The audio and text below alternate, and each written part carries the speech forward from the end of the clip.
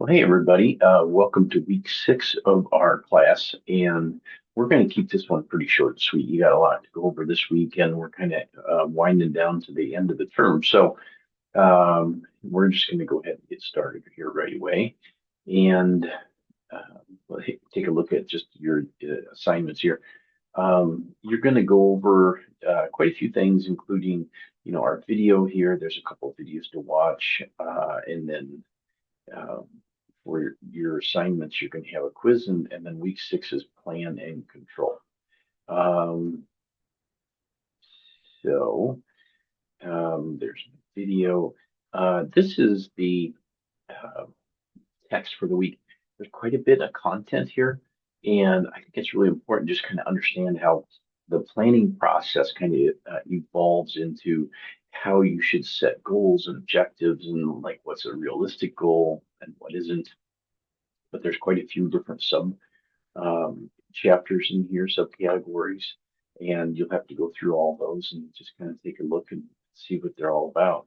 I've always been a big believer that if um, you're going to have plans, and you're going to have these goals and what you want to achieve, the objective you kind of carry out to get those goals, but those things have to be measurable, first of all.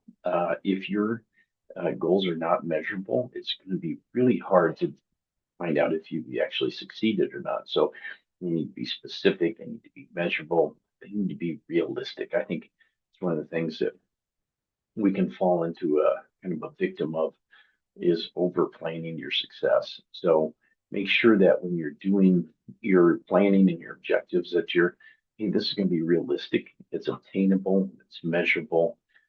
And then the last part about it, which I think is really important, is you need to make sure that you get people on board, right? And so that's kind of where a manager needs to sell themselves and sell the plan, is get them on board and get them involved with the process. Have all your employees pay some part of a role in putting together your plans and your objectives so that if they own it, they're going to be a lot more interested in carrying it out. If something is just kind of thrown onto them without their input, you're going to be like, man, no chance. You want to work harder for what? And where are we going to get out of it? So it's a lot easier to get teams to buy in if you make them part of the process. So read that chapter. Here we have some different videos I want you to watch. And it kind of describes the whole planning process. Then you have a quiz, and this one here is an assignment that you'll do.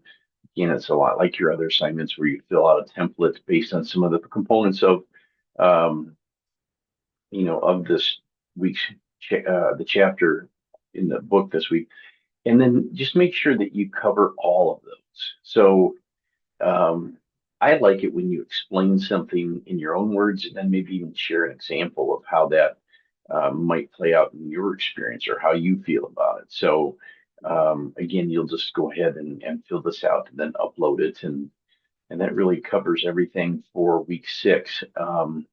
Again, it's towards the end of the term, so it's important for you to be on top of all your assignments and make sure they're turned in. Take a look at the grade book, and if you haven't turned something in, uh, please do so. Lastly, you will be receiving some information about course evaluations. So if you can go ahead and fill out that course evaluation, it really helps us to make sure we make this course the best we can. So thank you and have a great week.